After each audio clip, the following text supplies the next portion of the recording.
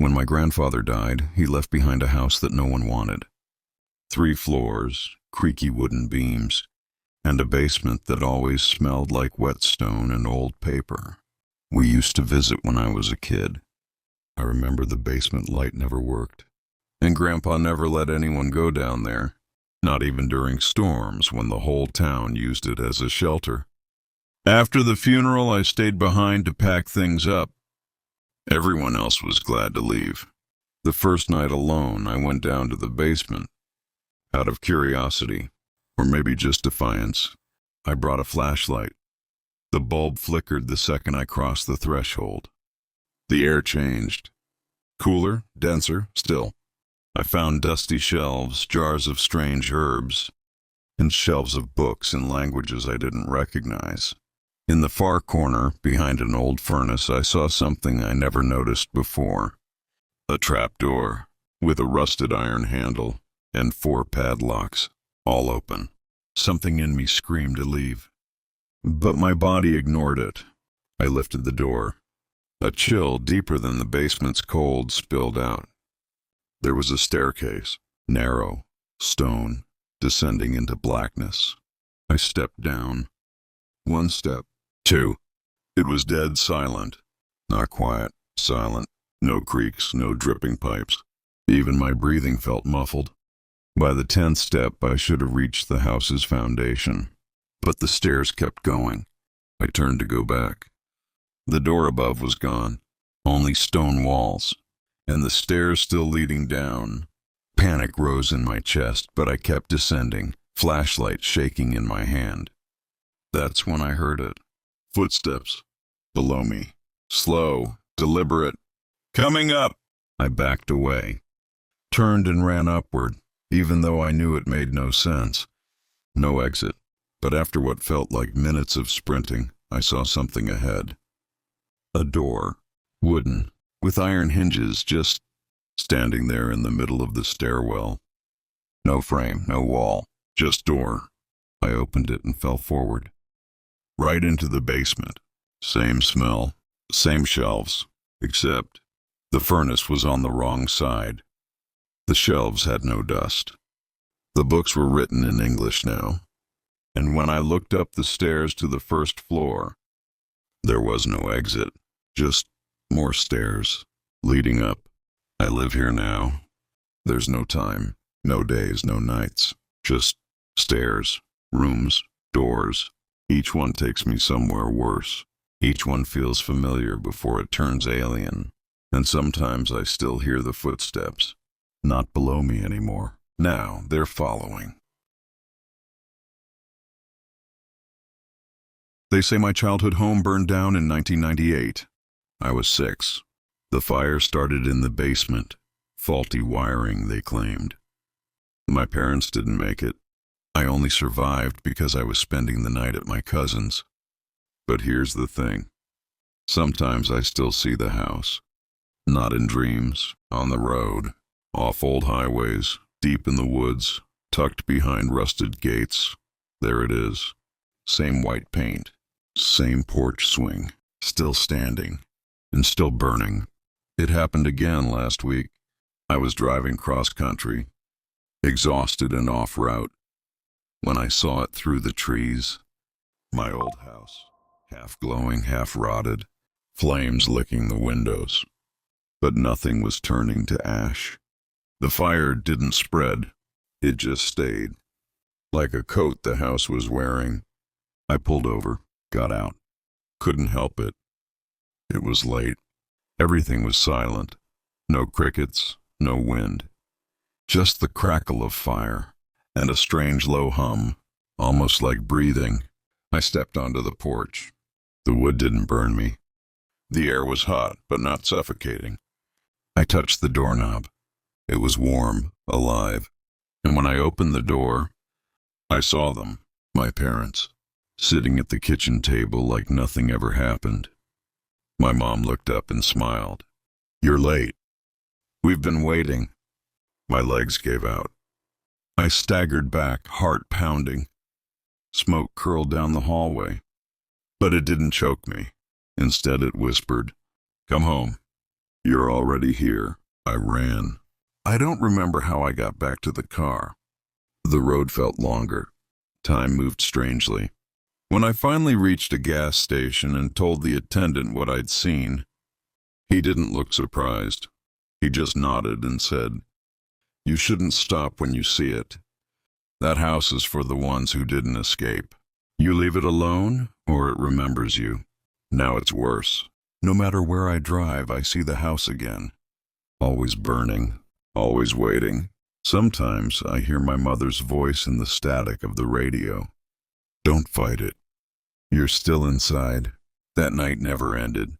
Last night I woke up choking on smoke, but there was no fire in my room. Just a trail of soot leading to my closet. Inside, the doorknob was warm, and I could smell coffee. My father always made coffee when he was home. If I open that door, I know where it will lead. Back to 1998. Back to the kitchen. Back to the fire that never went out. But the part that scares me most, I'm starting to think maybe I never left. It started when I moved into a new apartment. Empty, quiet, too quiet. No upstairs neighbors. No street noise. No pets allowed. Just me, a mattress on the floor, and a few cardboard boxes. The silence was thick, like it was waiting for something. Then one night I sneezed. "Bless you," a voice replied. But I was alone. I froze, looked around. Nothing. I convinced myself it was an echo. Maybe a neighbor through the wall. Thin insulation, that's all. But then it happened again. I yawned, and the voice said, "Tired already?" It wasn't mocking, just curious. Over the next few nights, the voice became responsive. If I laughed at a show, it whispered, "That was funny." If I dropped something, "Careful." And one night, when I stared too long into the dark hallway, "Don't go down there." I tried to ignore it, turned on music, slept with earbuds in. But the voice didn't need volume. It waited for silence. And every time I paused, it filled the gap. I started testing it, spoke out loud, casually. "What's your name?" It answered, "Echo." "Are you human?" I was. "What do you want?" "Room." That one chilled me. After that, I stopped talking. No more sound. I kept everything loud. TV, fan, music, humming. But one night I woke up. My playlist had stopped. Silence. And from the ceiling I heard, "I've been patient." I ran to a motel that night. When I returned 2 days later, I found something horrifying. On the wall, in faint handprints, dozens of them, it read, "Why did you leave me alone?" Now it's worse. I hear the voice outside the apartment. In tunnels, parking garages, quiet stairwells, even my phone when I don't speak for too long. When I whisper, it whispers back. And last night, during a power outage, I said nothing at all. But I heard the voice say, "Finally. Now it's your turn." I haven't spoken since. Not a word. Not a breath louder than a whisper. But in the stillness, I still hear it walking. Closer. And when I open my mouth to scream, I hear someone else's voice coming out of me.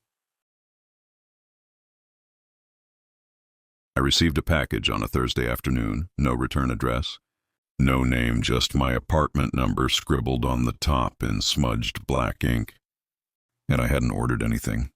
But it was definitely meant for me. It was small, wrapped in brown paper and bound with twine. Inside I found a key I didn't recognize, and a note, folded neatly, written in the same black ink. It said, "You left the door open." I didn't understand. My door was locked. Always was. I checked my security cam. No footage for the past 3 hours. Just static. That night I heard footsteps in the hallway. Not outside, inside. Slow, soft, bare feet on tile. I live alone. I grabbed a flashlight and followed the sound. It led me to my laundry room. Nothing there, but the package was sitting on top of the washer again, rewrapped. Untouched. Same note, same key this time. The photo showed me. standing in the hallway facing the door, except I hadn't taken it. I called the police. They checked everything. No sign of a break-in, no fingerprints but mine. They advised I change the locks. I did that night. I pushed furniture against the door. Still, the footsteps came and the package returned again. This time the note said, "Why did you shut me out?" I burned it. Every piece, Polaroid, key, box, paper. I watched it turn to ash in the sink. I moved out the next day, but 3 nights ago at my new place, I found something strange on my doorstep. A brown package, no return address. Inside, a new photo, the same key, and a final note. This time, the handwriting had changed. Trembling, almost desperate, it read, "You don't get to leave, you brought me with you." The photo, it was of me asleep in my bed. And just behind me, near the closet door, there was someone standing, smiling. Now, the key doesn't fit any door in this world, but I hear it turning in my walls at night. No matter how many times I return the package, it always finds its way back. Because the truth is, I'm the one who answered it. And whatever I let in, it never left. When I moved into the old countryside house, the realtor warned me, "Attic windows just for light. No access, no floor up there, just beams. Don't worry about it." But I did worry. Because every night around 2 a.m., I'd see her, a pale girl, maybe 12 or 13, staring down from that attic window. No movement, no blinking, just watching. At first I thought it was a trick of the light, maybe a smudge on the glass or reflection. But then one night I waved at her, and she waved back. Slow, delayed, like she was learning how. I stopped sleeping well after that. I went up to the attic during the day. No stairs led to the window. No platform, no furniture, just exposed beams and dust, and no footprints. Still, every night she was there. Same white dress, same lifeless eyes. I showed my neighbor. She squinted, looked up at the attic window and frowned. "You're seeing her too?" My stomach dropped. "Who is she?" She hesitated. "That house used to be owned by a pastor and his daughter. The girl disappeared during a thunderstorm in the 1960s. They never found her. Just muddy footprints leading up to the attic. That night I stayed up, flashlight ready, phone recording. 2:04 a.m. she appeared, clearer than ever. This time she wasn't facing the window. She was facing inward, like she was looking at something behind her. Then she turned and pointed downward, toward me. I haven't seen her since, but now things have changed.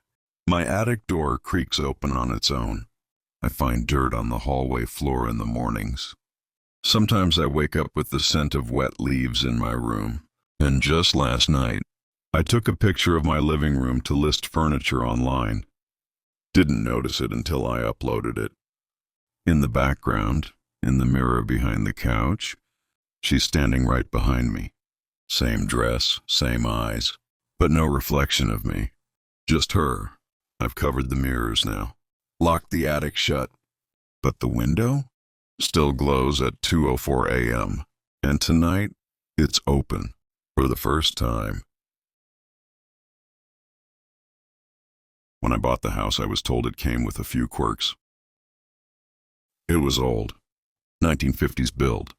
Hardwood floors, low ceilings, and a crawl space instead of a basement.